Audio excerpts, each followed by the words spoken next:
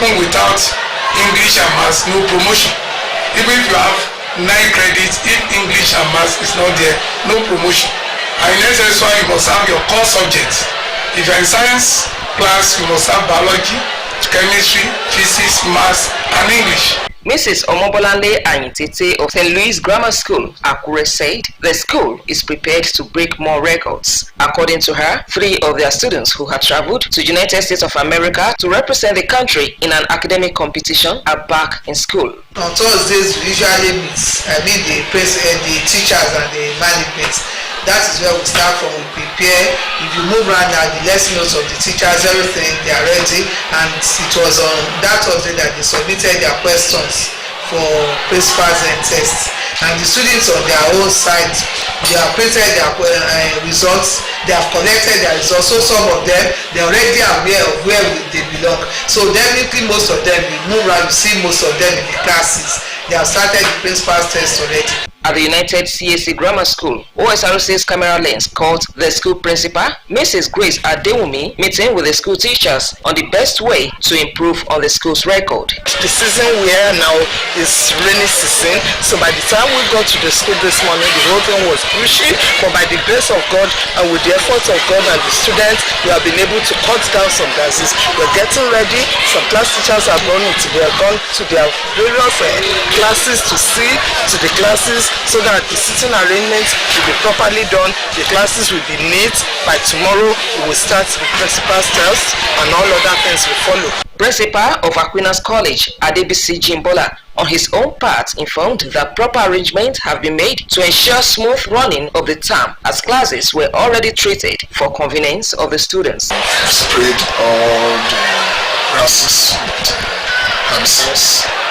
Aside that, on Thursday last week, we had our statutory meeting where almost all the teachers were present, and we rolled out what we are going to do this time. Of course, they know they are experienced teachers, but we still have to tell them that these are the things that are expected of them.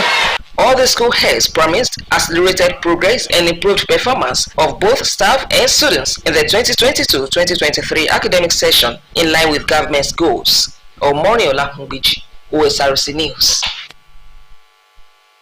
Is World Press Freedom Day. It is an annual observance to raise awareness of the importance of freedom of the press and remind governments of their duty to respect and uphold the right of freedom of expression. This year marks the 30th anniversary of World Press Freedom Day, 3 decades since it was proclaimed by the United Nations General Assembly in 1993. The proliferation of independent media in many countries and the rise of digital technologies have enabled the free flow of information. However, media freedom, safety of journalists, and freedom of expression are increasingly under attack, which impairs the fulfillment of other human rights. The theme for this year's commemoration is freedom of expression as a driver of all other human rights, signifying the enabling element of freedom of expression to enjoy and protect all other human rights. Director General of the National Commission for Museum and Monuments, Abba Tijani, has assured that the Commission will continue to remain resolute in ensuring that the wholeness and authenticity of Nigeria's common resources is preserved for the benefit of future generations. He disclosed this at the occasion of the 2023 International Day for Museum and Sites Day in Jos. The Director General explained that the Commission has put in place measures that will ensure it periodically reviews and updates in order to safeguard the nation's vast cultural heritage collections for the benefit of future generations. Professor Tijani added that this year's theme focused specifically on the effects of climate change and global warming.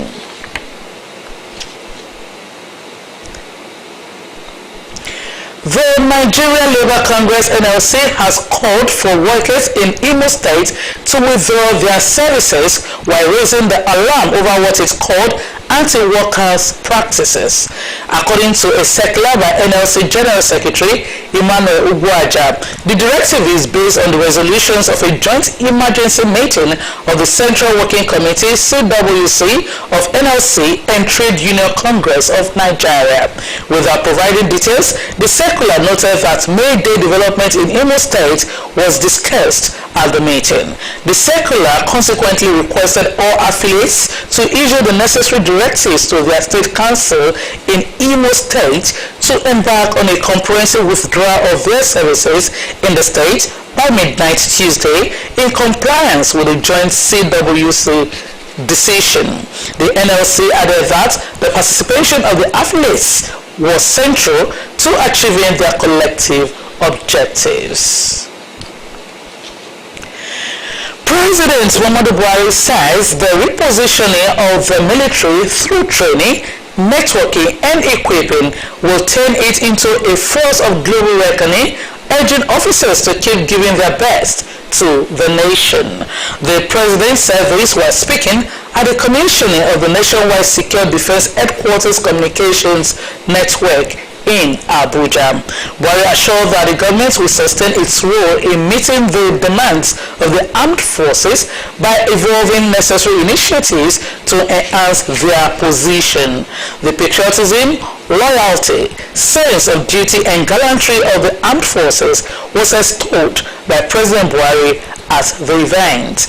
Chief of Defense Staff General Oki Irabo said the commissioning of the project was the culmination of President Buhari's directives in 2021 that the defense headquarters must ensure that farmers displaced by insurgency went back to their farms, noting that the project would ensure secure communication for the military in carrying out its responsibilities. The Federal Airports Authority of Nigeria FAN has ordered all illegal occupants to relocate from all airport lands for their own safety and security. FAN General Manager Corporate Affairs Faithful Hope Ibaze said the recent demolition of 13 houses by the organization pose dangers to the operations of the Murtala Mohammed International Airport in Lagos. Mrs. Hope Ibaze explained that the area of land currently housing the airport was acquired for public use by the federal government through the Lands Acquisition Ordinance of the government's official gazettes. She warned that the removal of illegal structures is also scheduled to be carried out at all other airports that have similar challenges. And thus developing stories. Thanks so much for watching. Good morning.